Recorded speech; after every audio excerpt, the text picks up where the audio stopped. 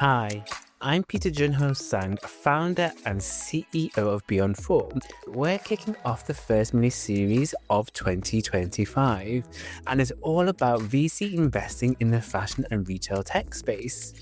I'm going to be joined by Rohan Bansal for 4 episodes where we explore what it's like going into the VC investing world, what's hot right now in terms of deal flow, technology, startups to look at, and everything in between.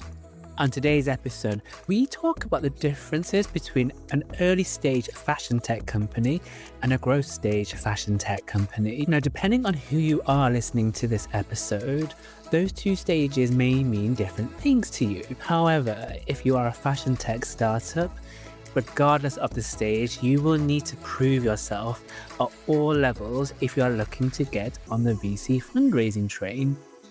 From KPIs to metrics to traction, and most importantly, what is your risk profile to any given investor?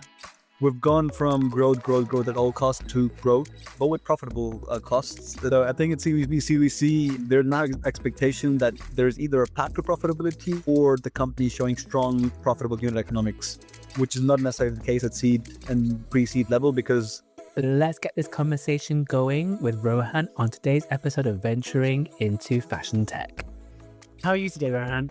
yeah, I'm good. I mean, it's a sunny day, so I can't really complain, right? So Exactly. Sun is shining on us. Really interested to get your ideas and thoughts to what's happening in the space. But before we get stuck into the conversation all about early stage and growth stage investing, we can set some context for our listeners. So according to data, the first 2 months of 2025, approximately $10.1 billion has been invested into pre-seed to Series A companies globally. That's a huge number. Although it is tough for early stage startups to raise in today's current market, fashion and retail tech companies are proving that there's plenty of opportunity. For example, Trust and Money AI, both from the UK, is around 1.5 million euros, and Aircraft based in France raised 15 million euros, all at the end of 2024. Companies using AI for operations in the fashion and retail tech space are now raising 3 times more money than traditional fashion startups, highlighting a strong investor preference and appetite for tech-driven solutions, which is great news for the fashion tech space. And that's according to the company Wave Up. But let's get stuck into Rohan's thoughts, your thoughts. At Beyond Form, we of course are working with early stage fashion tech companies, but that may not make sense to everybody. Can you explain to our listeners what is considered an early stage startup? that's an excellent question. There's no fixed definition for early stage startups.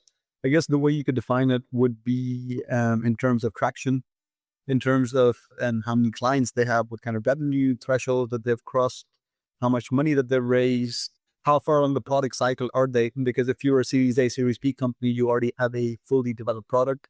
Now it's just about client acquisition, but at this early stage, you're still kind of pivoting, you're still kind of figuring out what's going to work or what's not going to work because you're still in the trial and tested method of things. I guess once you've achieved that, then you start being qualified as early stage and more towards growth stage. That's how I define it.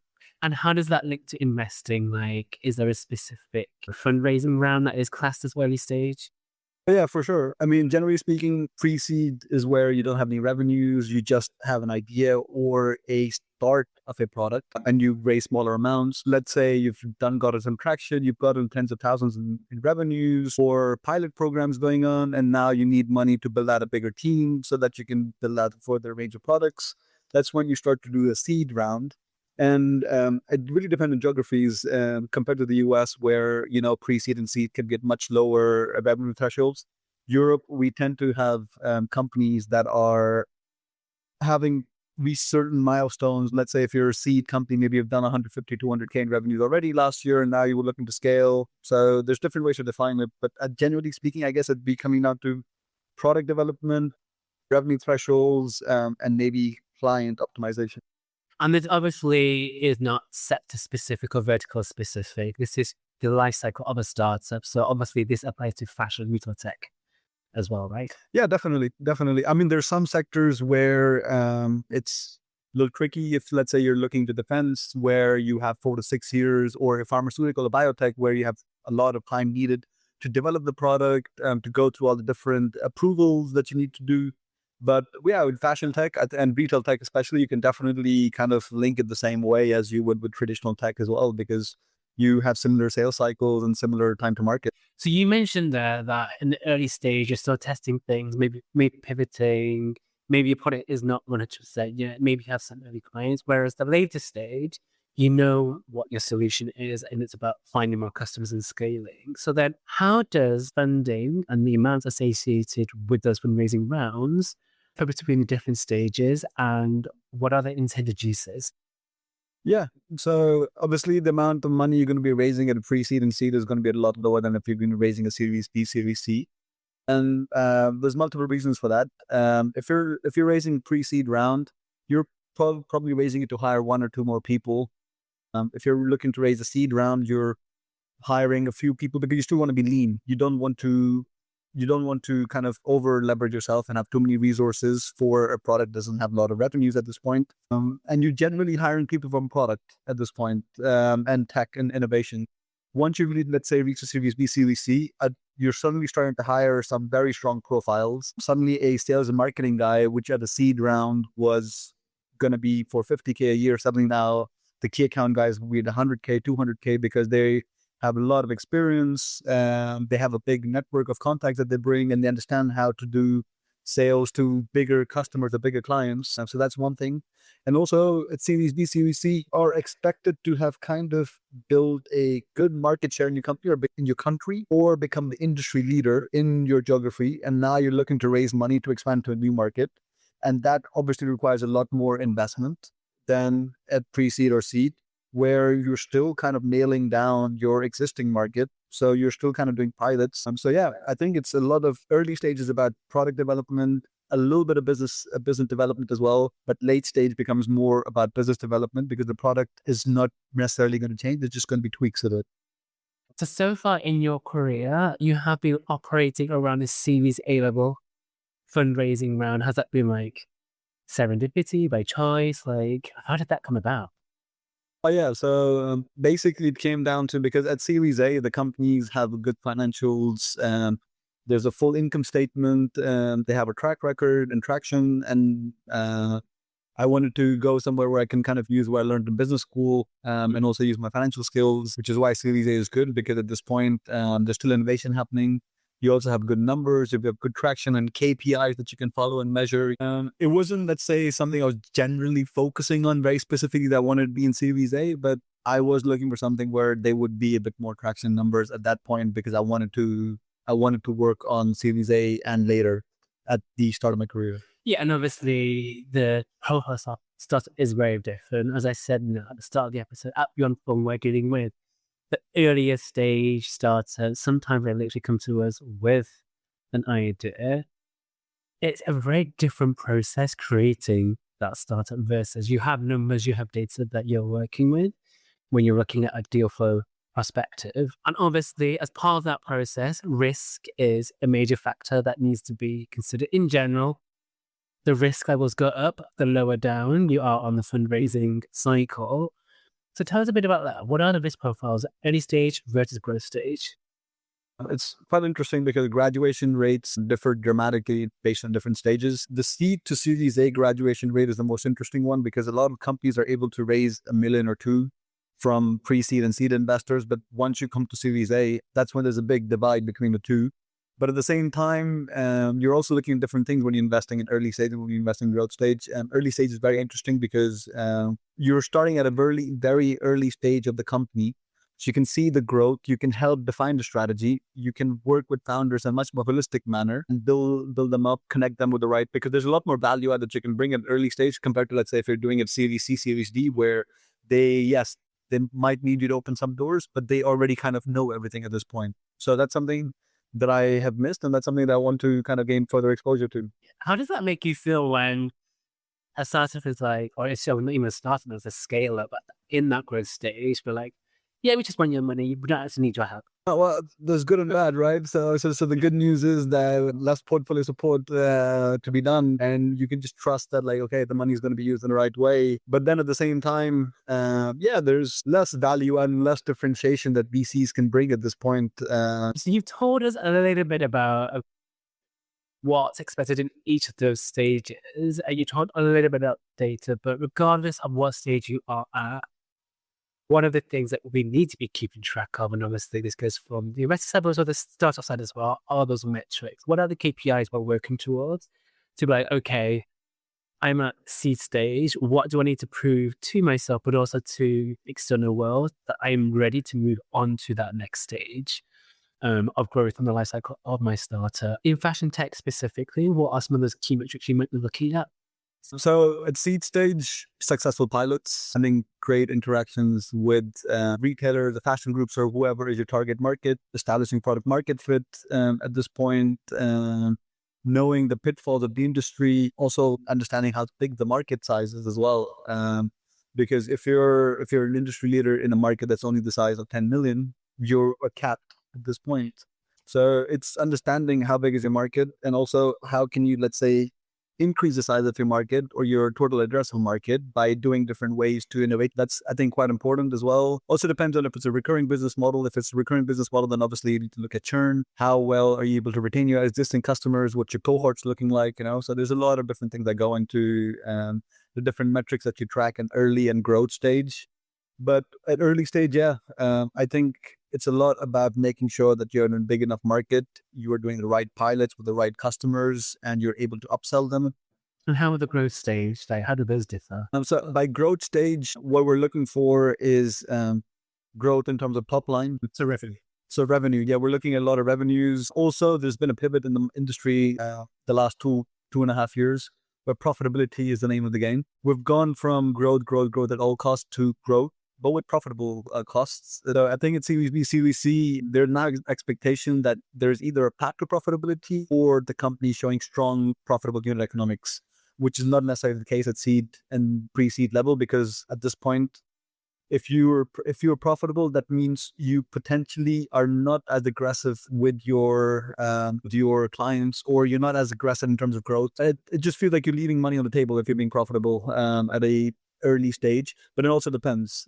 If you are potentially someone that's constrained with cash, maybe being profitable could allow you at seed level to extend your runway to 24 months. So you can achieve a certain milestone, so that when you go to investors for seed, like when you go to invest on Series A investments, they're much more likely to be, okay, great. You have shown that you're able to grow and you're also being profitable. So there's kind of a balance that you need to maintain. But generally speaking, it's very rare to see pre-seed and seed companies that are profitable.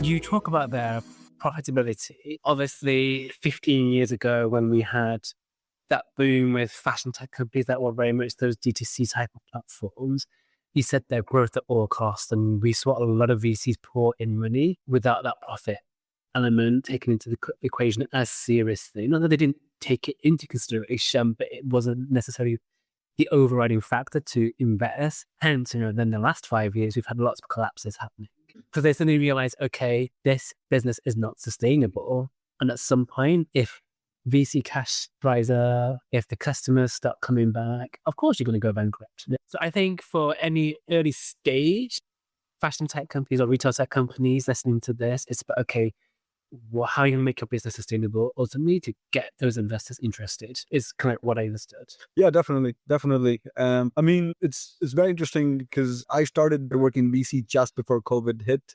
So I saw the acceleration that happened in terms of funding, valuations, and round sizes during COVID, where suddenly, if you had a product and you were doing 50K in revenues or whatever, these were very, very willing to give you extremely generous term sheets where they were giving you a few million with very high valuations. But what happened was that in 2022, when the zero interest rate market kind of went down and we started to have higher interest rates, suddenly the cost of borrowing, the cost of money increased. What that meant was startup had to become a little bit more constrained in the way that they expanded. because they couldn't just like go to market every 6 months and get great term sheets. Of course, if you were a phenomenal business, yes, you would never struggle to raise money, but not every business is a phenomenal business. You have 80% of the market, which is still kind of trying to be efficient. And so what happened was that round sizes decreased, valuations went down as well. But one of the more interesting things was that European seed perhaps was one of the least affected. This could have been perhaps that they were already prudent to begin with, or it could just be that seed is where investors are very willing to take bets. But at the same time, yeah, round sizes have gone down. Valuations have also definitely decreased. And I believe you're not expected to be a camel where you hold a lot of water, but then you're also expected to carry that water with you for longer. Previously, you were expected to be a horse where you carry water, but you only need to carry it for a short distance. But now you need to keep that water and you need to carry it for 24 to 36 months compared to, let's say, 6 to 12 months that was previously the case 3 or 4 years ago.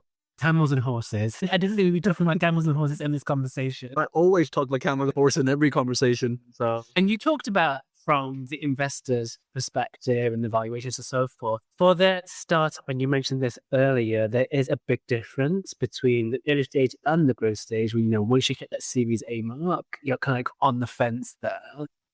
So let's talk about the challenges then. How do those startups make the jump from startup to scale up? it's a question that could require hours of debate, to be honest, because many people can argue what's a definition of a scale up or what's a definition of a startup. So I think maybe, you can stop considering yourself a startup when maybe you're in multiple geographies. You have brand recognition where you're just on the street and people people won't recognize you as a CEO, but people will recognize your brand potentially. You have good industry positioning. You have decent market share, where suddenly now incumbents are noticing you. You suddenly started to have potentially early discussions for M&A or offers from people, or you might be looking at mergers or discussing different things. It's really difficult to say because sometimes people consider the likes of some of these big neobanks like Revolut and others to still be startups, or you can argue that they're scale-ups at this point. It's really a case of definition and geography and how you look at it. Yeah. I think for many of the fashion tech startups that we come across, there is an air of naivety in regards to how they should be approaching fundraising. For any listeners, fashion tech is still a burgeoning space. It's still a little bit misunderstood by many investors, which makes it harder for that story to come across. And they want to see more metrics. They want to see that you can really prove yourself as a tech company in the fashion space. So that is definitely kind of my top tip, is that, yes, really focus on building those positive signals to the industry as in the investors before you actually go to market. And like you say, it's not easy. Yeah, I agree. So then what opportunities do you think that are in the fashion space right now? We know that the e-commerce space is extremely fragmented. There's many things going wrong in the fashion industry right now. So in the landscape, what do you think those opportunities are for VCs at the moment? I think, yeah, you kind of touched on it already. Previously, VCs were really interested in e-commerce and marketplaces. And there was tremendous, especially during COVID as well, because people had a lot of disposable income, but they just didn't have avenues to buy stuff. So they were suddenly using e-commerce massively, but we've now come to a space where people are looking at different things besides just e-commerce enablers. They're looking at AI spaces, AI-powered solutions, different things that are related to, let's say, sustainability has become much more interesting. Also, there's a lot of regulations that are coming in now where the EU is now wanting to check into inventory management, supply chain traceability. So there's a lot of new innovative products, especially towards deep tech, which is not the case previously. Previously, it was all about marketplaces or not necessarily very deep tech. But now people are trying to understand, really, are you deep tech and are you really game changing and not just adding a small innovation? Where would you put your money on? What's exciting me the most? What's exciting me the most right now is Smart retail. I think retailers have been really squeezed with margins at this point. So they're looking for stuff to do demand forecasting. They're looking to understand their customers a bit better. They're also looking at solutions that can help them perhaps be more efficient in their supply chains. So smart retail is definitely one. Inventories, which is kind of linked to a bit of retail as well, is something that's really interesting me at this point. And of course, you have to mention AI some way or the other.